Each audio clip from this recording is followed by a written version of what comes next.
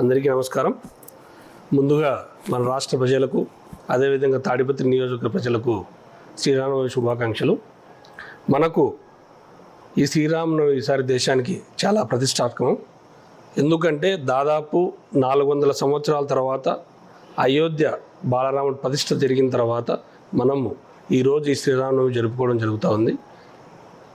ఈ 400 సంవత్సరాల నుంచి ఎంతోమంది ఎన్నో పోరాటాలు, ఎన్నో విధాలుగా ఎన్నో ప్రయత్నాలు చేసినప్పటికీ కూడా మనకు మన బాలరాముని యొక్క ప్రాణప్రతిష్ఠ ఏదైతే జరిగిందో ఆ కళ సాకారం అయ్యేందుకు అన్ని విధాలుగా అన్ని ప్రయత్నాలు, ఎంతోమంది అడ్డంకులు క్రియేట్ చేసినప్పటికీ కూడా మన ప్రధానమంత్రి శ్రీ నరేంద్ర మోడీ గారు మన యొక్క భారతదేశ ప్రజలందరినీ, అదేవిధంగా మన హిందువుల బంధువులందరి యొక్క కళని ఆయన ఈరోజు సాకారం చేయడం జరిగింది. ఈ సంవత్సరంలో జనవరి 22వ తేదీన మన బాలరాముడి యొక్క అయోధ్యలో మన బాలరాముడి యొక్క ప్రాణప్రతిష్ఠ జరిగింది. మనము ఈ ప్రాణప్రతిష్ఠ జరిగిన తర్వాత ఒక హిందువులలో కావచ్చు, లేకపోతే సాటి తెలుగు ప్రజలందరిలో కావచ్చు, ఒక మనోధైర్యం అనేది ఏర్పడింది. నరేంద్ర మోడీ గారు ఏదైతే పని తలపెట్టుతారో, లేకపోతే ఆయన తలుస్తారో వాటిని ఎటువంటి పరిస్థితుల్లో నెరవేరుస్తారు, ప్లస్ ఆయన నెరవేరుస్తారనే ఒక నమ్మకము, అదేవిధంగా నిబద్ధత కలిగినటువంటి నాయకుడు మన భారతదేశానికి దొరికినారని చెప్పేసి ఈరోజు మన భారతదేశ ప్రజలు, అదేవిధంగా తెలుగు రాష్ట్రంలో ఉన్న 2 రాష్ట్రాల ప్రజలు కూడా చాలా ఆనందంగా వాళ్ళు కోరుకుంటూ, అదేవిధంగా ప్రాణప్రతిష్ఠ జరిగిన తర్వాత మనందరికీ తెలిసిందే ఎంత గొప్పగా అక్షింతల కార్యక్రమం కావచ్చు, లేకపోతే ఇంకొక ఆయన ప్రతిష్ఠ జరుగుతున్నప్పుడు మన ఇండ్లల్లో ప్రతి ఒక్కరూ కూడా ఆ అక్షింతల ద్వారా పూజలు చేసుకోవడం కానీ ఇవన్నీ కూడా వాళ్ళు ఎంతో ఆనందంగా జరుపుకున్నారు.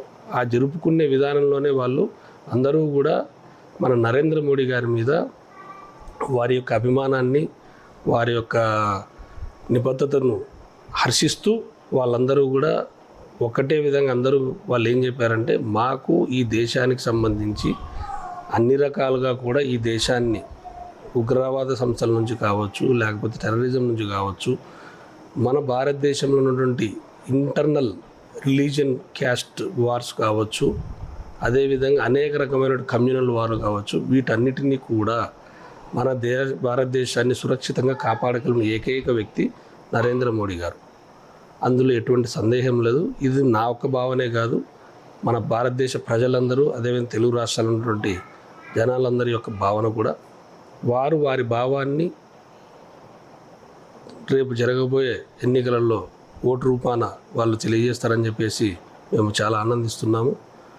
మీరు చాలా మటుకు చూస్తే గత 2014 ముందు మీరు గమనిస్తే ఎన్నో రకమైన ఉగ్రదాడులు కావచ్చు, 26 బెలూన్ అటాక్స్ కావచ్చు, అదేవిధంగా పలు చోట్ల దేశంలో ఉన్నటువంటి పలు రాష్ట్రాలలో ఈ కమ్యూనల్ వార్స్ కావచ్చు, రిలీజన్కి సంబంధించి జరుగుతూ వస్తూ ఉన్నాయి. అటువంటిది 2014 నుంచి ఈ దినం వరకు ఎక్కడా కూడా ఒక చిన్న కమ్యూనల్ వార్ కానీ, ఒక చిన్న ఉగ్రదాడి కానీ ఎక్కడా కూడా జరగలేదు.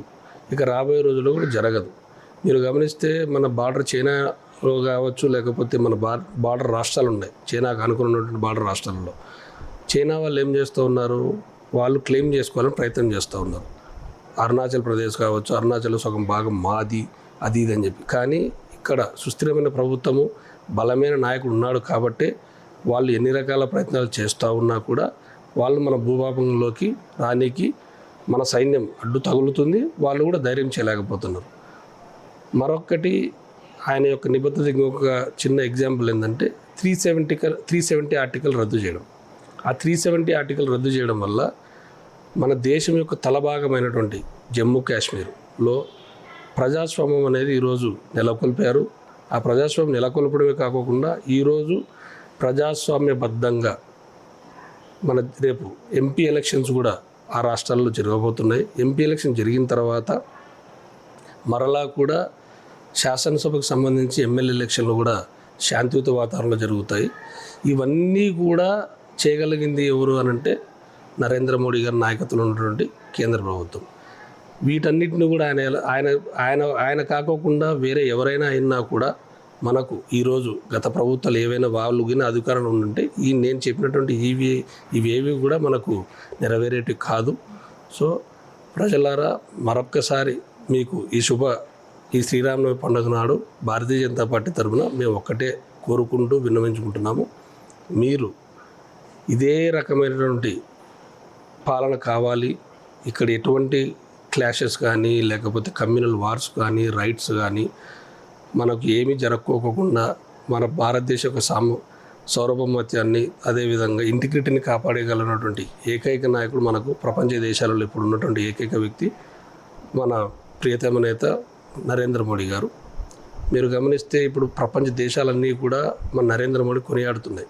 ఆయన పాలన కావచ్చు, ఆయన తీసుకొచ్చిన రిఫార్మ్స్ కావచ్చు, సో వీటన్నిటిని దృష్టిలో పెట్టుకొని రాబోయే రోజుల్లో మా ఎన్డీఏ ప్రభుత్వాన్ని మీరు ఆశీర్వదిస్తారని కోరుకుంటూ, మీరు ఆశీర్వదిస్తూ ఓటు రూపాన మీరు తెలియజేస్తే మేము త్వరలో కూడా ద్వారక, మీరు గమనిస్తే ఈ మధ్యకాలంలో భూభాగంలో సముద్ర గర్భంలో ఉన్నటువంటి ద్వారకా దగ్గరికి నరేంద్ర మోడీ గారు వెళ్ళి, ఆయన వయసు దాదాపు 72 సంవత్సరాల పైచులకు వయసు అయినా కూడా ఆయన ఎక్కడైతే ద్వారకా మునిగిపోయిందో ఆ భూభాగంలోకి వెళ్ళి అక్కడికి వెళ్ళి ఆయన శ్రీకృష్ణ పరమాత్మ దర్శించుకొని రావడం జరిగింది.